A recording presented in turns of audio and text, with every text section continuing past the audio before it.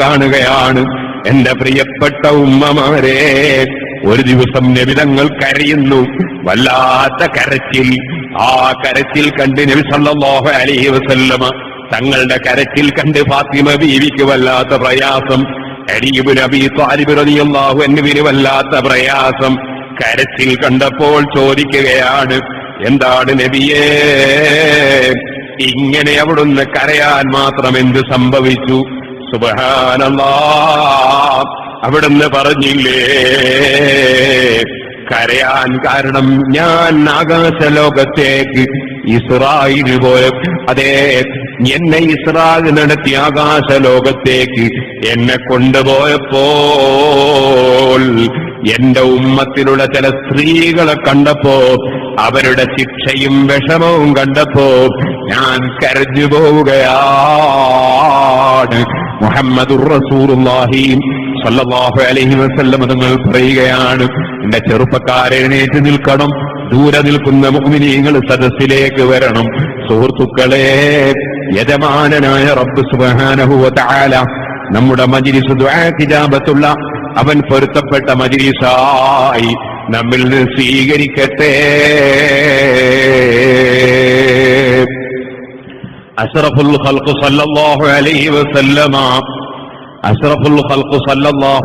വസല്ലമ തങ്ങൾ ഇസ്റാ മിഅ്റാജിന് വേണ്ടി പോയി. ആ പോയ പോക്കിൽ കണ്ട വിഷയങ്ങൾ, അതിലൊരു സംഭവം അവിടുന്ന് പറയുകയാണ്. അതേ, ഞാൻ കുറെ സ്ത്രീകളെ വല്ലാതെ ശിക്ഷിക്കപ്പെടുന്നത് കണ്ടു. എന്താണ് ഞാൻ കണ്ട ശിക്ഷ?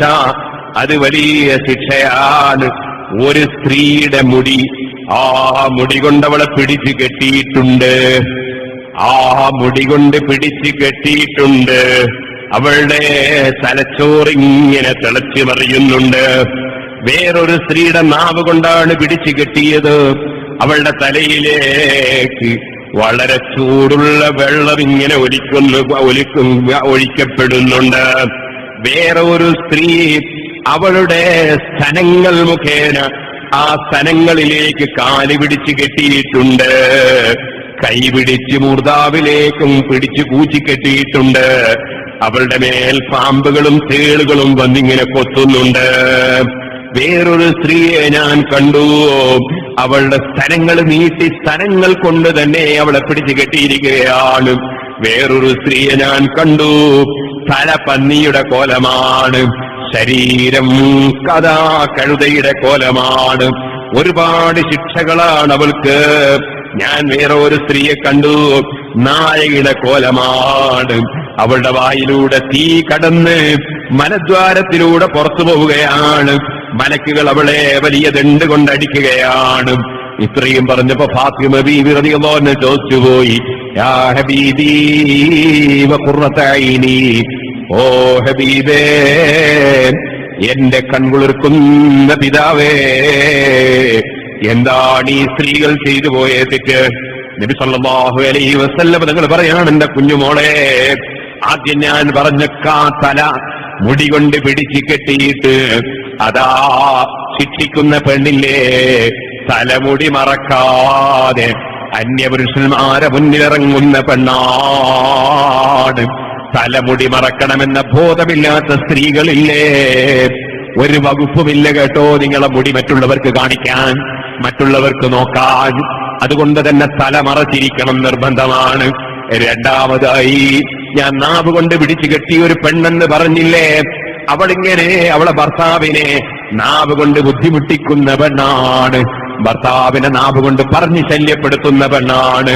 ഞാൻ മൂന്നാമതായി, അതാ അവളുടെ മുല കൊണ്ട് പിടിച്ചു കെട്ടി എന്ന് പറഞ്ഞില്ലേ, അവളതാ അവളുടെ ശരീരം മറ്റുള്ളവർക്ക് വകവെച്ചു കൊടുക്കുന്ന, അനുവദിച്ചു കൊടുക്കുന്ന ഭർത്താവിന്റെ വിരുപ്പിൽ മറ്റുള്ളവരെ പ്രവേശിപ്പിക്കുന്ന പെണ്ണാണ്. കാല് മുലയിലേക്കും കൈകൾ മുർദാവിലേക്കും അതാ പിടിച്ചു കിട്ടി പാമ്പും തേളും കുത്തുന്നു എന്ന് പറഞ്ഞില്ലേ. ജനാപത്തുണ്ടായിട്ട് കുളിക്കാത്ത പെണ്ണാണ്. ഹൈലുണ്ടായിട്ട് കൃത്യമായി കുളിച്ച് നിസ്കരിക്കാത്ത പെണ്ണാണ്. നിസ്കാരം കൊണ്ട് പരിഹസിക്കുകയും നിസ്കാരം കൃത്യമായി നടത്തുകയും ചെയ്യാത്ത പെണ്ണാണ്.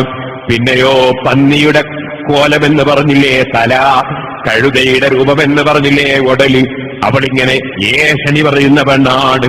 ധാരാളം കള്ളം പറയും, മറ്റുള്ളവരെ പരസ്പരം തെറ്റിക്കാൻ വേണ്ടി നമീമത്ത് പറയും. അങ്ങനെയുള്ള സ്ത്രീയാണ്.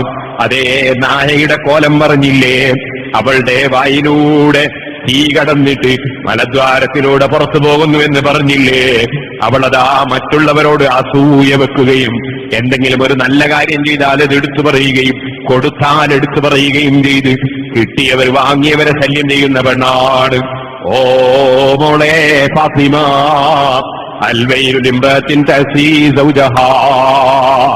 ഭർത്താവിനെ ധിക്കരിക്കുന്ന പെണ്ണിനാണ് നാശം.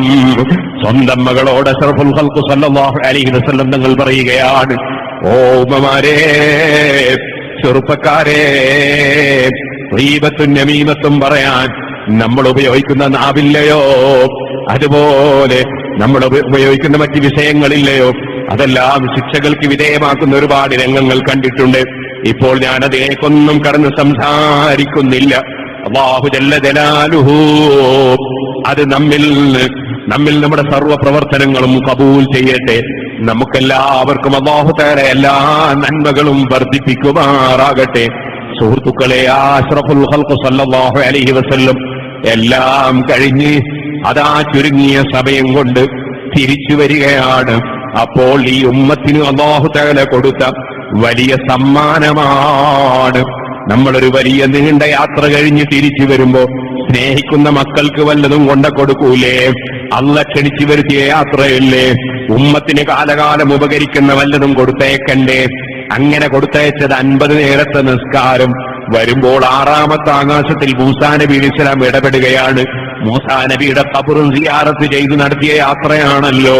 അപ്പോൾ ഈ യാത്രയിൽ നല്ല വിജയത്തോടെ സന്തോഷത്തോടെ തിരിച്ചയക്കണമെന്ന് മൂസാ നബി അലൈഹിസ്സലാമിനും ചിന്തയുണ്ടാവുക സ്വാഭാവികമാണല്ലോ. എന്റെ ഖബറും സിയാറത്ത് ചെയ്തു നടത്തിയ യാത്രയല്ലേ? മൂസാ നബി ഇടപെട്ടുകൊണ്ട് പറയുകയാണ്, ചുരുക്കിത്തരാൻ പറയണം, ഉമ്മത്തിന് കഴിയില്ല, ഞാൻ മുമ്പ് പരിശോധിച്ചതാണ്. തിരിച്ചു പോവുകയാണ്. അല്ലാഹ് നിശ്ചയിച്ച സമയത്തേക്ക് 9 പ്രാവശ്യം 5 നേരത്തെ നിസ്കാരം ചുരുക്കുകയാണ്.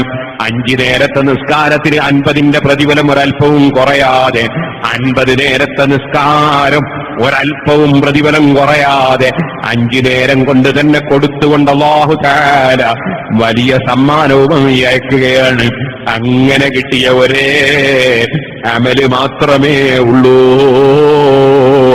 മറ്റുള്ള സക്കാത്തോ നോമ്പോ ഹജ്ജോ ഷഹാദത്തു കലിമയോ 4 ഇസ്ലാം കാര്യങ്ങളും ജിബ്രീൽ അലൈഹിസ്സലാം ഇങ്ങോട്ട് വന്ന് തന്നതാണെങ്കിൽ ഹബീബിനെ പ്രത്യേകം ക്ഷണിച്ചു വരുത്തി കൊടുത്ത ഇബാദത്ത് അത് നിസ്കാരമാണ്.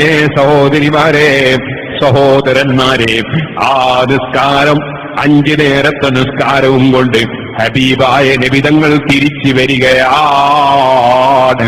രാവിലത്തെ സുബിഹി അന്നത്തെ സുബിഹി നിർബന്ധമാക്കിയിട്ടില്ല. കാരണം നിസ്കാരം പഠിപ്പിക്കപ്പെട്ടിട്ടില്ല. പഠിപ്പിക്കുന്നത് ളുഹർ മുതൽക്കാണ്. പഠിക്കാതെ ഒരു കാര്യം ചെയ്യാൻ കഴിയില്ലല്ലോ. അതുകൊണ്ട് അമലിനേക്കാൾ വലുത് പഠനമാണ്. മുതഅല്ലിമീങ്ങളെ, അമലിനേക്കാൾ വലുത് പഠനമാണ്. സബക്കും മുടക്കി സിയാറത്തിന് പോകരുത്, സബക്കും മുടക്കി ടൂറിന് പോകരുത്. അമലിനേക്കാൾ വലുതാണ് ഇൽമ്. അതുകൊണ്ട് തന്നെ അന്ന് രാവിലത്തെ സുബിഹി നിർബന്ധമാക്കിയിട്ടില്ല, കാരണം പഠിപ്പിച്ചിട്ടില്ല. ളുഹർ മുതൽക്ക് നിസ്കാരം പഠിപ്പിക്കാൻ ജിബ്രീൽ അലൈഹിസ്സലാം വരികയാണ്, നിസ്കാരം പഠിപ്പിക്കുകയാണ്. പക്ഷേ ഇസ്രാ മിഅ്റാജ് നടന്ന വിവരം സമൂഹത്തോട് പറഞ്ഞപ്പോ ഏറ്റവും സന്തോഷിച്ചത് അബൂജഹലാണ്. അബൂജഹൽ സന്തോഷിച്ചത് എന്തിനാ? ഇതുവരെ മുഹമ്മദിനെ തകർക്കാൻ കഴിഞ്ഞില്ല, ഇതോടുകൂടെ തകർക്കാമെന്ന സന്തോഷമാണ്. അങ്ങനെയല്ലേ ചിലര്, അവർക്ക് നല്ലത് കിട്ടിയാലും അതുകൊണ്ട് തകർക്കാൻ കഴിയുമെന്നാണ് വിചാരം. അങ്ങനെയാണ് തകർക്കാൻ ഉദ്ദേശിച്ചത്. നബിതങ്ങളെ വിശ്വസിക്കുന്ന അബൂബക്കർ അലി റളിയല്ലാഹു അൻഹുവിനെ അടക്കം തിരിച്ചു കളയാമെന്ന ധാരണ